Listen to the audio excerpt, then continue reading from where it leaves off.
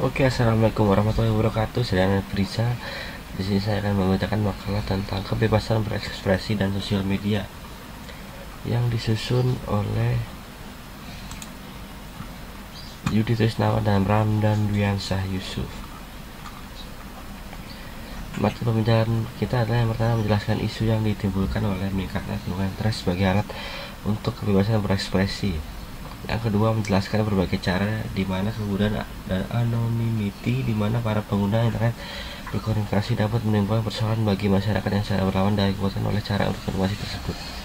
Tiga, menjelaskan berbagai upaya dalam mengendalikan akses terhadap isi internet yang dapat memberikan dampak negatif.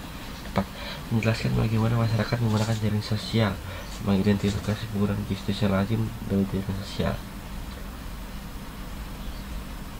Tujuan pembelajaran kali ini adalah memahami berbagai persoalan yang timbul akibat penggunaan internet yang terus bertumbuh sebagai alat untuk menyampaikan kebebasan berekspresi.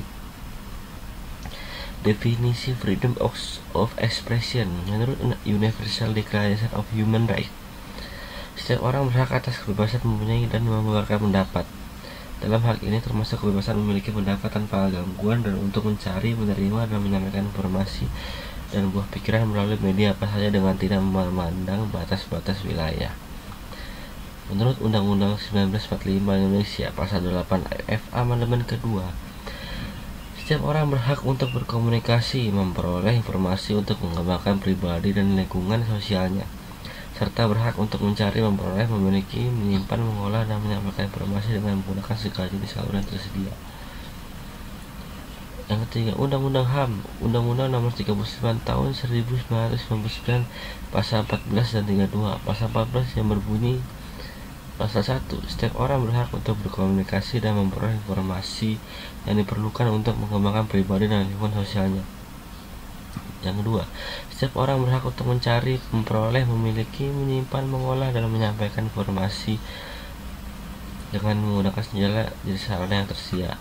Pasal 32 yang berbunyi, kemerdekaan dan rahasia dan dalam hubungan surat menyurat, termasuk hubungan komunikasi melalui sarana elektronik, tidak boleh diganggu kecuali atas perintah hakim atau kesalahan yang sah sesuai dengan ketentuan peraturan perundang-undangan. Undang-Undang ITE terkait kebebasan berekspresi. Setidaknya ada 7 poin penting perubahan dalam Undang-Undang ITE yang baru. Pertama, menambahkan sejumlah penjelasan untuk menghindari multitafsir terhadap ketentuan penghinaan atau pencemaran baik pada pasal 27 ayat 3. Kedua, menurunkan ancaman pidana penjara pencemaran baik dari paling lama 6 tahun menjadi paling lama 4 tahun atau denda paling banyak 1 miliar menjadi paling banyak 750 juta. Selain itu juga menurunkan ancaman pidana kekerasan pada pasal 29 dan dari paling lama 12 tahun menjadi paling lama 4 tahun atau denda dari paling banyak 2 miliar menjadi paling banyak 750 juta. 3. Mendapatkan penjelasan mengenai informasi elektronik sebagai alat bukti hukum dalam pasal 5 ayat 1 dan 2. Keempat, melakukan sinkronasi hukum acara penggeledahan, penyitaan, penangkapan, dan penahanan yang diatur dalam pasal 43 ayat 5 dan 6 dengan Kitab Undang-Undang Hukum Acara Pidana KUHP. Kelima, memperkuat peran penyidik pegawai negeri sipil yang diatur dalam pasal 43 ayat 5 Undang-Undang ITE untuk memutus akses terkait tindak pidana teknologi informasi. 6.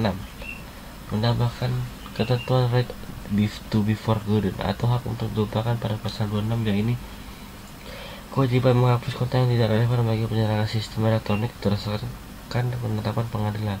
7. Memperkuat peran pemerintah untuk mencegah penyebarluasan konten negatif di internet yang diatur dalam pasal 40. Berdasarkan ketentuan ini, pemerintah memiliki kewenangan memutus akses dan atau memerintahkan kepada penyelenggara sistem elektronik melakukan memutuskan akses terhadap masyarakat elektronik yang memiliki muatan melanggar hukum. Di dalam Undang-Undang ITE, beberapa konten negatif yang dilarang meliputi 1. Konten melanggar kesusilaan. 2.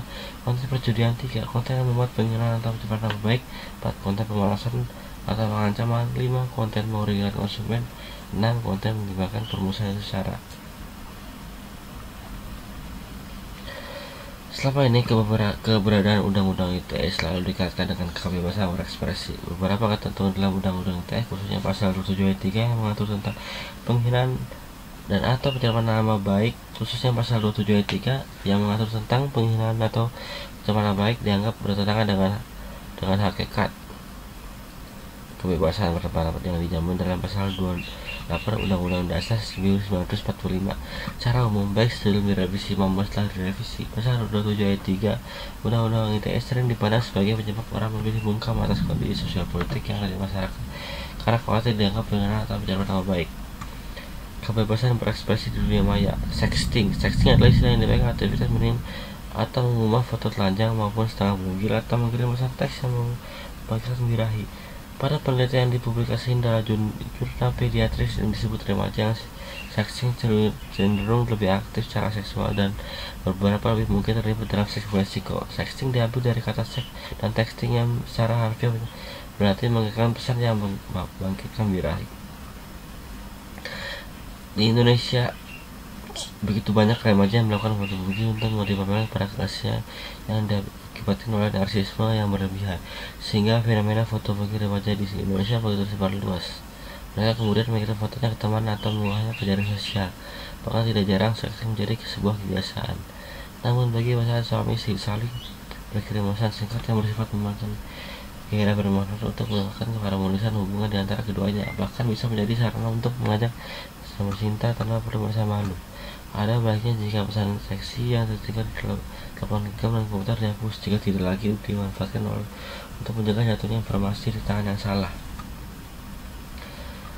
Offensive speech, ucapan kebencian atau ujaran kebencian adalah tindakan komunikasi yang dilakukan oleh suatu individu atau kelompok dalam bentuk provokasi, hasutan, atau penghinaan dalam individu atau kelompok yang lain dalam hal berbagai aspek seperti ras, warna kulit, etnis, gender, cacat, orientasi seksual, kewarganegaraan, agama, dan lain-lain. Dalam arti hukum, hate speech atau offensive speech adalah perkataan, perilaku, tulisan, atau pertunjukan yang dilarang karena dapat memicu terjadinya tindakan-tindakan tersebut kekerasan dan sikap prasangka entah dari pihak terlaku, pernyataan tersebut, atau korban dari tindakan tersebut. Situs yang menggunakan atau merekam hate speech ini disebut hate site. Kebanyakan dari situs ini menggunakan forum internet dan berita untuk mempercepat sudut pandang tertentu. Para kritikus berpendapat bahwa istilah hate speech atau offensive speech merupakan suatu modern dari novel Newspeak. Ketika hate speech dipakai untuk memberikan kritik secara diam-diam kepada kebijakan sosial yang diimplementasikan dengan buruk dan terburu-buru, seakan kebijakan tersebut terlihat benar secara politik. Sampai saat ini belum ada pengertian atau definisi secara hukum mengenai apa yang disebut hate speech dan penyebaran apa-apa dalam bahasa Indonesia. Dalam bahasa Inggris, pencemaran apa-apa diartikan sebagai defamation, libel, dan slander yang diterjemahkan dalam bahasa Indonesia itu fitnah. Fitnah lisan, slander, atau fitnah tertulis, label. Dalam bahasa Indonesia ada istilah yang sama untuk membedakan ketiga kata tersebut.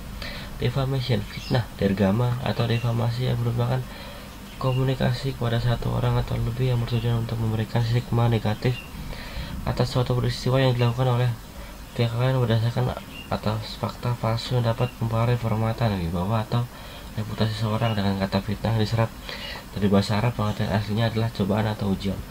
Hal terkait fitnah adalah penggunaan fakta yang bersifat pribadi kepada publik yang muncul ketika seorang mengungkapkan informasi dan bukan masalah hukum.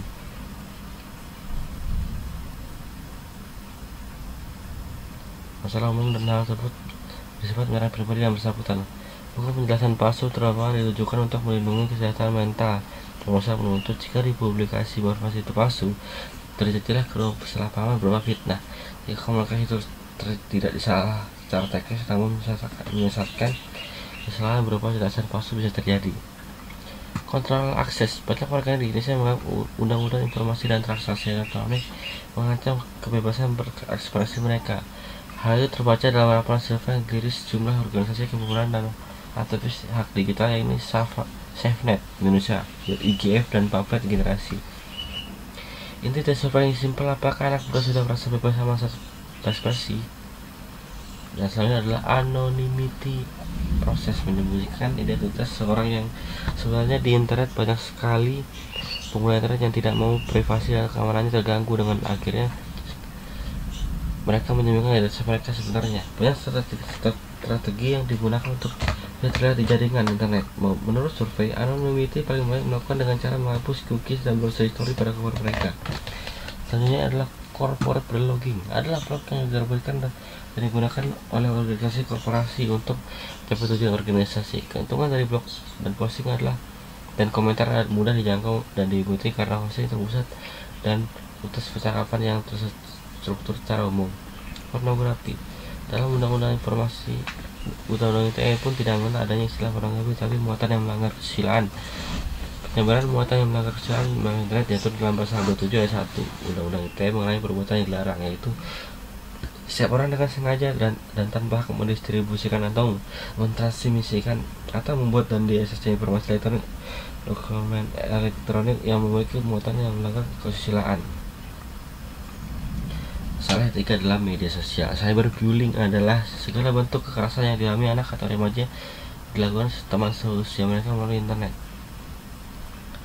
Selanjutnya adalah cyberstalking, adalah kejahatan menggunakan internet atau alat elektronik lainnya untuk melecehkan seorang, sekelompok orang atau organisasi.